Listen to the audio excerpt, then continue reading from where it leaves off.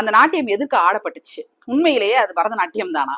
அதுக்கு முன்னாடி இருந்த சதிர் என்ன ஆச்சு? அதை ஆடிட்டு இருந்த பெண்கள் என்ன ஆனாங்க? சதிர் ஏன் உருவாச்சு? கோயில்கள்ல சாமிக்கு ஆடுறதுக்காக தோணுனதுதான் சதிருங்கிற நடனம். அதுக்கு முன்னாடி வரைக்கும் நம்ம கிட்ட நடனம் இருந்துச்சு, நிச்சயமா இருந்துச்சு. வெறியாட்டு, எவ்வளவு பேர் வெறியாட்டை வந்து நம்ம சங்க பாடல்கள்ல இருந்து நம்ம பார்த்தோம்னா, வேலனுக்கு ஆடக்கூடிய வெறியாட்டு, வெறியாட்டை ஆடக்கூடிய பெண்கள் எல்லாருமே இருந்திருக்கிறாங்க.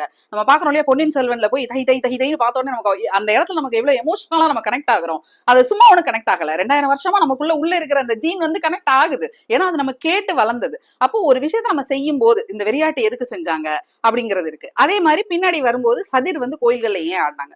கோயில்ல ஆடிட்டு இருந்த சதிர் எப்படி குறைஞ்சு குறைஞ்சு குறைஞ்சு குறுநில மன்னர்கள் வீடுகள்ல அவங்களுடைய அரண்மனைகள்ல ஆடுற அளவுக்கு எப்படி வந்துச்சு? அங்கிருந்து எப்படி அது இன்னும் மாறுபட்டு மேடைகள்ல ஒரு பெர்ஃபார்மன்ஸா எப்படி அது மாறி போச்சு? பெர்ஃபார்மன்ஸா மாறும் பொழுது அந்த கலையை இன்னொரு சாதியினர் எப்படி வந்து கையகப்படுத்திக்கிறாங்க?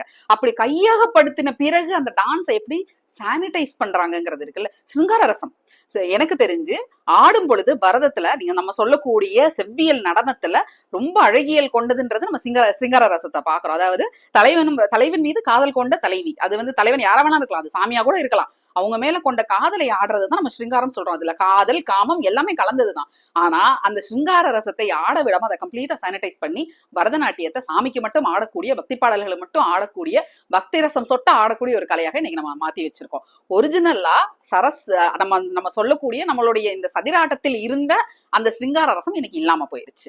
அப்போ அதை நம்ம ஃபாலோ பண்றோமா? கண்டிப்பா ஃபாலோ பண்றோம். பரதநாட்டியத்தை நம்ம அடுத்த தலைமுறை கொண்டு போனோம், அதை எல்லாருமே செய்யறோம். ஒரு காலத்துல ஒரு சாதியில இருந்தது அப்படின்றது இல்லாம இன்னைக்கு எல்லா சாதி பெண்களும் பரதநாட்டியம் ஆடுறதுங்கிறது ஒரு இயல்பா நம்ம ஆக்கியிருக்கோம். ஆனா சதிர்ல இருந்த அந்த ஸ்ருங்காரத்தை இன்னைக்கு நம்ம பிள்ளைங்க மேடைகள்ல ஆடுறாங்களா?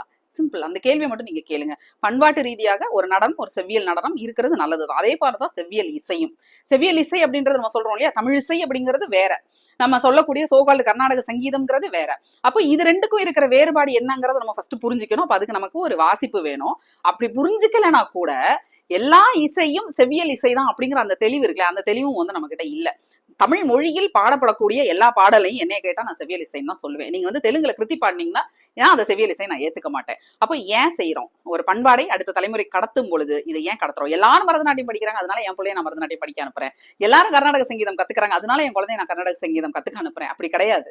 இதை நான் ஏன் செய்ய விரும்புறேங்கிற அந்த ஒரே ஒரு கொஸ்டினை நான் கேட்டுக்கிட்டு எனக்கு அந்த தெளிவு இருக்கான்னு நான் பாக்குறேன்.